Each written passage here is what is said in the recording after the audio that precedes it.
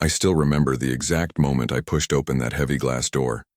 The restaurant was called the Belmont, one of those places where the napkins cost more than my rent, and the silence felt like judgment wrapped in white linen. I had no business being there. That's what everyone's eyes told me the second I stepped inside. My name is Charlotte Davis. I'm 32 years old, born and raised in the roughest part of Baltimore. My mama cleaned houses for rich white families until her knees gave out. My daddy left before I learned to spell his name. I grew up sharing a bed with two sisters in an apartment where the heat worked maybe half the time. I know what hunger feels like. I know what it means to count pennies for bus fare. I know the weight of being invisible. But I also know my worth. And that's why I was standing in the Belmont that Tuesday evening, wearing a dress I'd saved 3 months to buy, holding a folder with my portfolio inside. I'm an interior designer, self-taught mostly. I learned by studying magazines at the public library, by watching home renovation shows on the small TV at the laundromat, by dreaming in colors and textures while the world told me to dream smaller. I'd built a small reputation redesigning apartments in my neighborhood, turning cramped spaces into places of warmth and dignity. Word spread. Someone mentioned my name to someone else. And somehow, impossibly, I'd been invited to present my ideas for the Belmont's renovation. The hostess looked at me like I'd wandered in from the wrong side of town, which technically, I had. Can I help you? Her voice dripped with the kind of politeness that isn't polite at all. I have an appointment with Mr. Harrison, I said, about the design project. Her eyebrows rose. Just slightly. Just enough. You're the designer? I've heard that question 1,000 times. The emphasis always lands on the same word. You're... As if my existence in professional spaces is a grammatical error that needs correcting. Yes, I said simply. I'm the designer. She made a phone call. Her eyes kept drifting to my dress, my shoes, my natural hair styled in twists I'd spent 2 hours perfecting. I could read her thoughts like subtitles scrolling across her forehead. This woman doesn't belong here. There must be some mistake. There wasn't. But she didn't know that yet. I was led to a private dining room in the back. The table was set for 4, but only 2 people were seated, an older white woman dripping in pearls and a severe expression, and a younger white woman with blonde hair and a smile that didn't reach her eyes. You must be the decorator, the older woman said, not designer. Decorator. The demotion was intentional. Interior designer, I corrected gently. Charlotte Davis, thank you for this opportunity. The blonde woman exchanged a glance with the older one. Something passed between them. Something that made my stomach tighten. I'm Victoria Harrison, the older woman said. This is my daughter-in-law, Sophia. We're overseeing the renovation while my son handles the business side. Is Mr. Harrison joining us? Oliver is busy, Victoria said. He trusts our judgment. I noticed how she said trusts our judgment. Not he'll join us later. Not he sends his apologies. Just trust our judgment. The message was clear. Whatever decision was made tonight, it would be made by these 2 women, looking at me like I was a stain on their pristine tablecloth. I opened my portfolio anyway. I'd worked too hard to get here. I'd stayed up too many nights perfecting these designs. I'd poured too much of my soul into these pages to let 2 pairs of hostile eyes send me running. For the Belmont's renovation, I'm proposing a concept I call heritage warmth, I began. The restaurant has 100 years of history. Instead of erasing that, we honor it. Rich burgundies and deep golds. Restored original woodwork. Modern lighting that highlights the vintage architectural details rather than competing with them. I laid out sketch after sketch. Color samples. Fabric swatches. A detailed budget breakdown that came in 15% under their stated limit. Victoria's face remained stone. Sophia studied her manicured nails. It's very bold, Sophia said finally. Very ethnic. The word hung in the air. Ethnic. Because burgundy and gold are ethnic now. Because anything touched by black hands must be exotic, foreign, other. I think what Sophia means, Victoria cut in, is that the Belmont has a certain clientele. Our guests expect a particular aesthetic, something more classic. Classic. Another code word. I was fluent in this language by now. The designs are based on classic American luxury from the 1920s, I said, keeping my voice steady. The Harlem Renaissance, the Cotton Club, a period when American design was at its most innovative and elegant. Something flickered in Victoria's eyes. I'd made her uncomfortable by knowing history, by having facts, by refusing to be the ignorant stereotype she'd already decided I was. "We'll take your portfolio under consideration," she said, which meant they'd already dismissed me. "We have several other candidates, more experienced candidates. May I ask who else you're considering?" "That's confidential." Sophia's smile was razor sharp. "But rest assured they come highly recommended. Proper credentials. The right background." There it was. The right background. Not education, not experience, not talent. Background. I gathered my portfolio. My hands didn't shake. I wouldn't give them that satisfaction. "Thank you for your time," I said. I was almost to the door when it opened from the other side. He was tall, dark hair with threads of silver at the temples, blue eyes that caught mine and held. He wore his wealth casually, an expensive watch, a tailored shirt with the collar unbuttoned, but there was something in his face that didn't match the cold elegance of this place. "Mother, Sophia." He glanced between them, then back to me. "Am I interrupting?" "Oliver," Victoria said smoothly. "We were just finishing with the decorator." "Designer," he corrected. His eyes hadn't left mine. "Ms. Davis, isn't it? I've seen your work. The community center renovation in Park Heights." My heart stumbled. He knew my work. He'd actually seen it.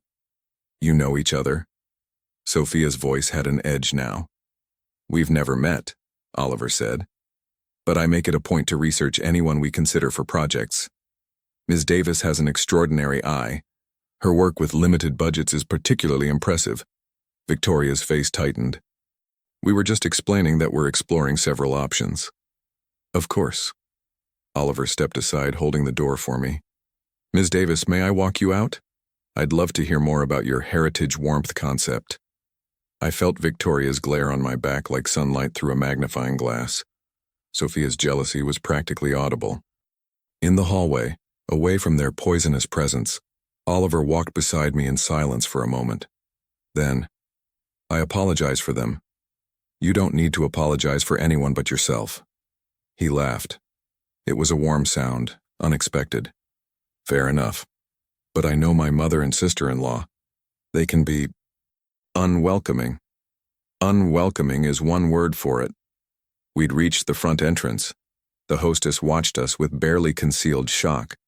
The owner's son, walking out a black woman from Baltimore's roughest neighborhood. Her world was recalibrating in real time. "Your designs are remarkable," Oliver said. "The way you balance history with innovation, the attention to emotional resonance. Most designers focus on trends. You focus on stories." I studied his face, searching for the catch, the angle. In my experience, rich white men didn't compliment black women without wanting something. "Thank you," I said carefully. "I want to hire you. Your mother made it clear that won't be happening." "My mother doesn't own the Belmont. I do." He reached into his jacket and produced a business card. "Call me tomorrow. We'll discuss the project properly, without an audience." I took the card. Our fingers brushed. Something electric passed between us. Unexpected. Unsettling. "Why?" I asked. "You don't know me. I know your work. I know you grew up with nothing and built something beautiful anyway. I know my mother dismissed you because of what you look like, not what you can do." His blue eyes held mine with an intensity that made my breath catch. "And I know that if I let them drive you away, I'll lose something extraordinary. For the restaurant and maybe for myself." He turned and walked back inside, leaving me standing on the sidewalk with his card in my hand and my heart beating in a rhythm I didn't recognize. I should have run. Instead, I called him the next day. 3 months into the project, I'd learned several things about Oliver Harrison. He showed up. Not just for meetings, but for the actual work. He'd appear at the Belmont in jeans and old shoes, helping the contractors move furniture. asking questions about every design decision I made. He remembered what I said. He listened like my words mattered. He also made me nervous in ways I couldn't afford. The way he looked at me across a room full of paint samples. The way his hand lingered when he passed me a coffee cup. The way he said my name, Charlotte, like it was something precious he was learning to pronounce. "You're staring again," I told him one afternoon, while I supervised the installation of new light fixtures. "Am I?" He didn't look away. "Sorry. It's just, you're beautiful when you're concentrating." My heart stuttered. "Mr. Harrison." "Oliver. Oliver." I set down my clipboard. "This can't happen." "What can't happen?" "Whatever you think is happening. We're from different worlds. Your mother already looks at me like I'm tracking mud on her clean floors. If she even suspected, I don't care what my mother thinks. You should. She's powerful. And she hates me. She's afraid of you." He stepped closer, close enough that I could smell his cologne. Something woodsy and warm. "You challenge everything she believes about how the world works. You're brilliant and talented and you came from nothing. That terrifies people like her. It doesn't terrify you?" "It amazes me." I should have walked away. Every survival instinct I'd developed over 32 years was screaming at me to run. But there was something in his eyes, a sincerity I'd spent my whole life looking for and never finding. "We need to focus on the work," I said. He nodded slowly. "Okay. For now." For now. Those two words contained entire futures. The renovation was going beautifully. The Belmont was transforming from a cold mausoleum of wealth into something warm and alive. The staff had started smiling. Regular customers were commenting on the changes with genuine enthusiasm, but Victoria Harrison was not smiling. She showed up unannounced one Tuesday, trailing Sophia behind her like an elegant shadow. They walked through the restaurant without speaking to me, their eyes cataloging every change with barely concealed disgust. "The fabrics are too dark," Victoria announced loudly. "They'll show every stain." "The fabrics are commercial grade," I replied calmly. "Designed specifically for high-traffic restaurants. They're actually easier to clean than the previous upholstery." "And these colors?" Sophia wrinkled her nose. "It feels so heavy, so oppressive. The color scheme is based on extensive customer research. Warm tones encourage longer dining times and higher check averages. Since implementation, we've seen a 12% increase in revenue." That shut them up. Briefly.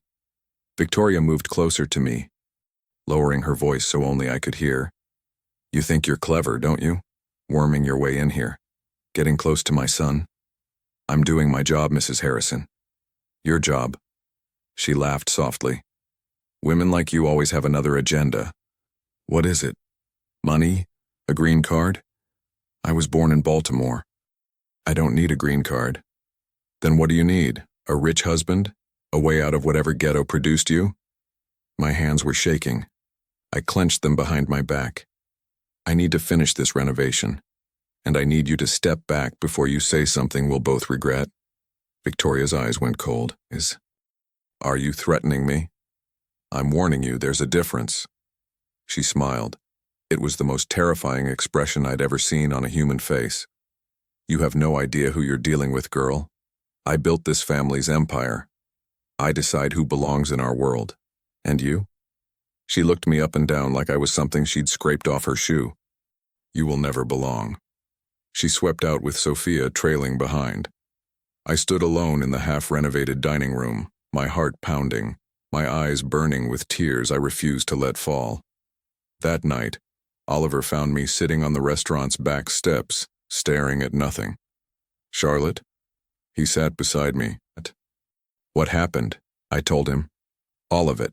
His face went through several emotions: shock, anger, something that looked like pain. "I'll talk to her." "Don't. It'll only make things worse. I can't just let her treat you like that." I turned to face him. In the dim light, his blue eyes were dark with concern. "Oliver, I've been dealing with women like your mother my entire life. Every job interview where they looked surprised I could speak properly. Every store where security followed me. Every time someone assumed I was the help, the assistant, The anything but the person in charge. That's not... Let me finish. I took a breath. I survived all of that by being better, working harder, proving them wrong over and over until they had no choice but to see me. Your mother is just one more obstacle. I'll handle her the way I've handled everything else. You shouldn't have to. No, I shouldn't. But this is the world we live in. I can't change it overnight. I can only keep showing up, keep doing excellent work, keep refusing to be invisible. He was quiet for a long moment. Then he reached out and took my hand. His fingers were warm, strong. I see you, he said softly. I've seen you from the beginning. Something inside me cracked open. A wall I'd built so carefully, so necessarily, over 32 years of protecting myself. Oliver, you don't have to say anything. I just needed you to know. He didn't try to kiss me. He just held my hand in the darkness. Two people from impossibly different worlds connected by something neither of us fully understood. The next weeks were a careful dance. We maintained professionalism during the day, but the air between us was charged with everything unspoken. I caught him watching me. He caught me watching him. We both pretended not to notice. The renovation was nearly complete when the sabotage began. First, an order of custom fabric went missing. Then the wrong paint was delivered, 3 shades too light. Then a contractor reported that someone had specifically requested changes to my specifications, changes that would have ruined months of work. I started documenting everything, every discrepancy, every suspicious mistake. The pattern was clear. Someone was trying to make me fail. I had my suspicions. They were confirmed when I overheard Sophia on the phone in the women's restroom, not realizing I was in the adjacent stall. It's working perfectly, she was saying. Another few accidents, and Oliver will have to fire her. Victoria's plan is brilliant. Make it look like incompetence rather than... She paused, laughed. No one will believe her anyway. Who's going to take the word of some ghetto decorator over the Harrison family? By next month, she'll be gone, and Oliver will realize what a mistake he almost made. I waited until she left. Then I saved the recording I'd quietly made on my phone. Evidence. That's how you fight people like the Harrisons. Not with emotion, not with confrontation, with proof they can't explain away. I started building my case. Every deleted email I'd managed to recover. Every contractor who'd been offered money to make mistakes. Every trail that led back to Victoria and Sophia's campaign to destroy me. Oliver noticed something was wrong. I couldn't tell him. Not yet. I needed more. I needed enough evidence that even his family's money and connections couldn't make this disappear. You've been distant, he said one evening, after the work crew had left. Did I do something wrong? No, you've been... I struggled for words.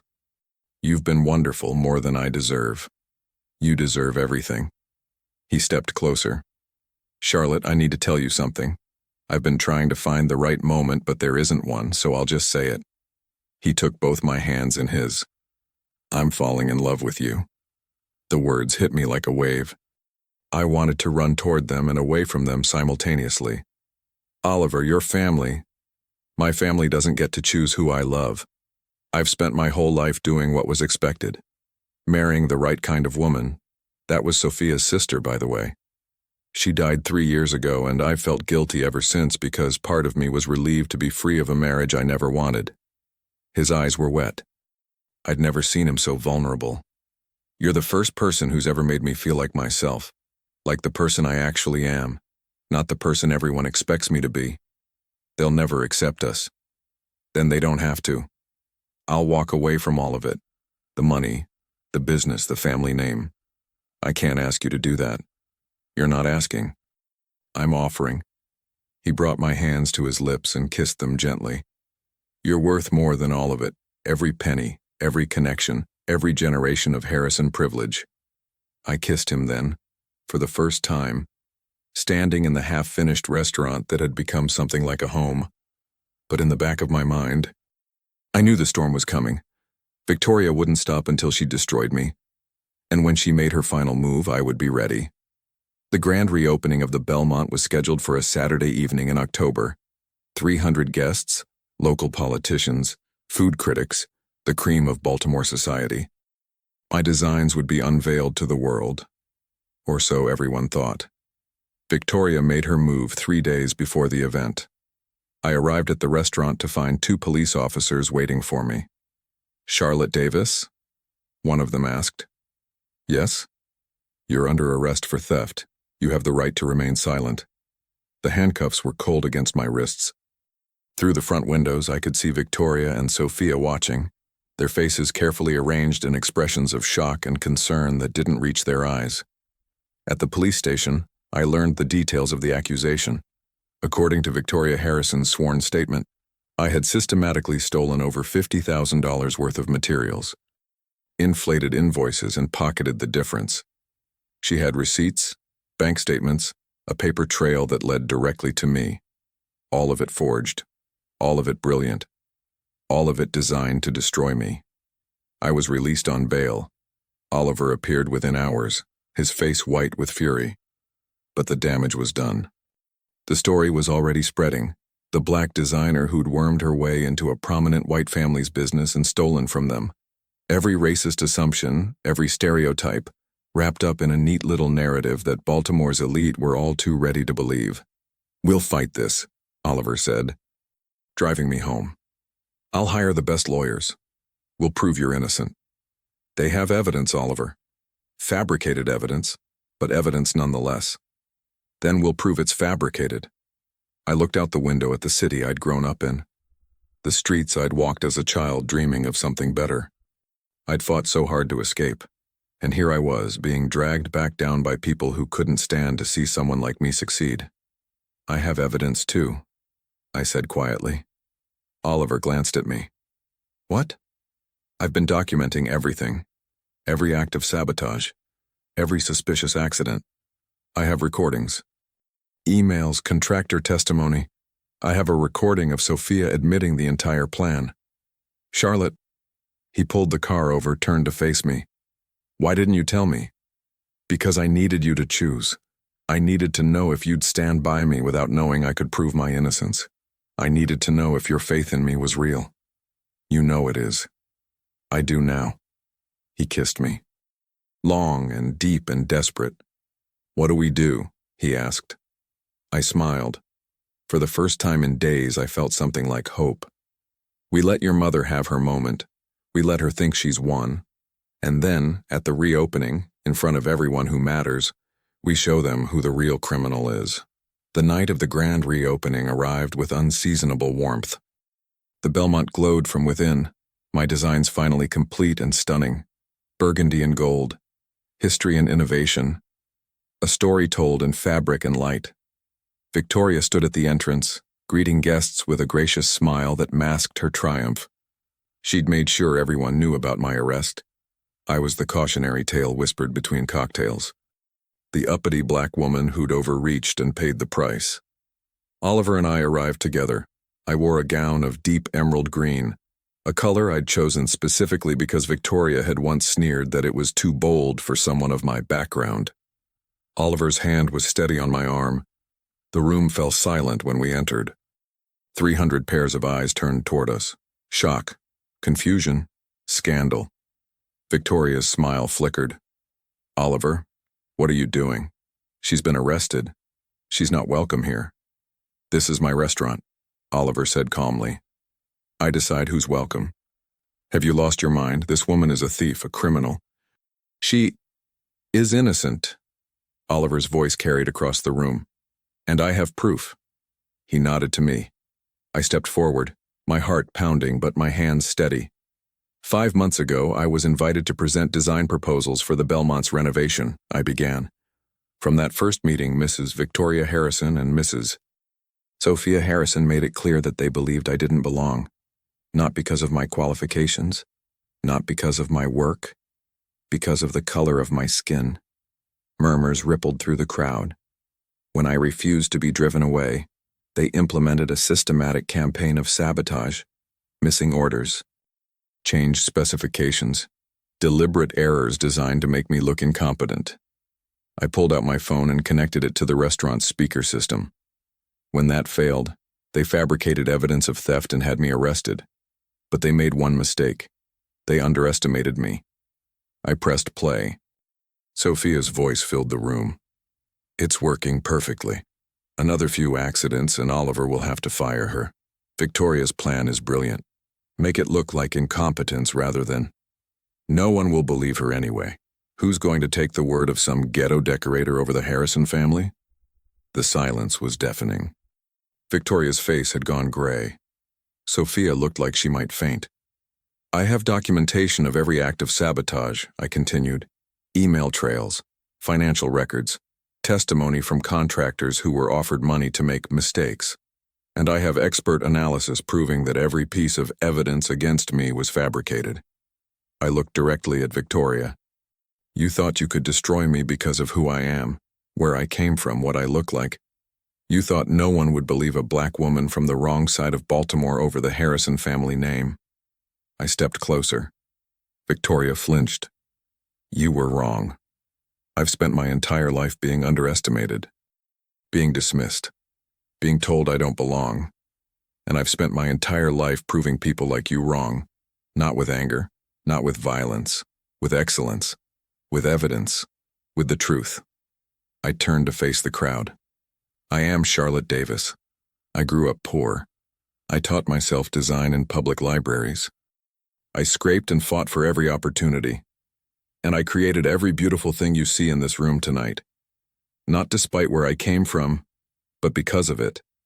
Because I know what it means to make something from nothing. Because I understand that true elegance isn't about money or status, it's about care. It's intention, love. Oliver moved to stand beside me. He took my hand. The Belmont will be pressing charges against Victoria and Sophia Harrison for fraud, conspiracy, and filing false police reports, he announced. Additionally, Charlotte Davis will be named creative director of all Harrison properties going forward. Victoria found her voice at last. Oliver, you can't be serious. This woman is the woman I love. He said it clearly, loudly, for everyone to hear. And I don't give a damn what you or anyone else thinks about that. The crowd erupted. Cameras flashed. Questions flew from every direction. But I wasn't paying attention to any of that. I was looking at Victoria's face as her world crumbled, as everything she'd built on prejudice and privilege came crashing down, as she realized that all her money and connections couldn't protect her from the simple, devastating power of the truth. A police officer approached her, then another. The arrest was quiet, dignified, almost anticlimactic. Victoria Harrison, matriarch of one of Baltimore's oldest families, led away in handcuffs while 300 witnesses watched. Sophia collapsed into a chair, sobbing. No one moved to comfort her. Later that night, after the crowd had thinned and the reporters had finally been ushered out, Oliver and I stood alone in the restaurant. My restaurant now, in a way. The space I'd dreamed into existence. How do you feel? He asked. I considered the question. 5 months ago, I'd walked in here alone, clutching a portfolio full of dreams and a lifetime of defiance. I'd faced racism and sabotage and false accusations. I'd been arrested, humiliated, dismissed, and I'd won. Not by becoming something I wasn't, not by abandoning who I am, but by being exactly myself. Brilliant, stubborn, unbreakable. I feel free, I said. Oliver pulled me close. My mother will never speak to me again, you know. Is that supposed to make me feel guilty? He laughed. No, it's supposed to make you understand what I'm giving up for you. What are you giving up? A family that never really loved me. A legacy built on other people's suffering. A life I never wanted in the first place. He tilted my chin up, looked into my eyes. You're worth all of it, Charlotte. Every penny, every name, every single thing I'm walking away from. I didn't ask you to walk away. No. You asked me to see you, to believe in you, to stand beside you when the whole world tried to tear you down. He kissed my forehead. That's so much more than anyone's ever asked of me before. We swayed together in the empty restaurant. Surrounded by the designs I'd created, the dreams I'd manifested, the victory I'd earned, I thought about my mother, whose hands were rough from cleaning other people's houses. I thought about my sisters, who'd never had the chances I'd fought for. I thought about every black woman who'd ever been told she didn't belong. She wasn't good enough. She should know her place. This victory was for all of them. What happens now? I whispered. Oliver smiled. Now we build something new. Together, something real. He was right. The battle was over, but the work, the good work, the work that mattered, was just beginning. I'd walked into the Belmont alone. A black woman with nothing but talent and determination. I'd faced down generations of privilege and prejudice. I'd survived everything they threw at me. And now I was walking out holding the owner's hand. Not because he'd saved me, but because I'd saved myself and he'd been wise enough to recognize what that meant. Some people spend their whole lives waiting for someone to believe in them. I'd learned to believe in myself first. That's the only way it works. That's the only way any of this means anything. Charlotte Davis, from the wrong side of Baltimore. Designer, survivor, victor. Finally, exactly where I belonged.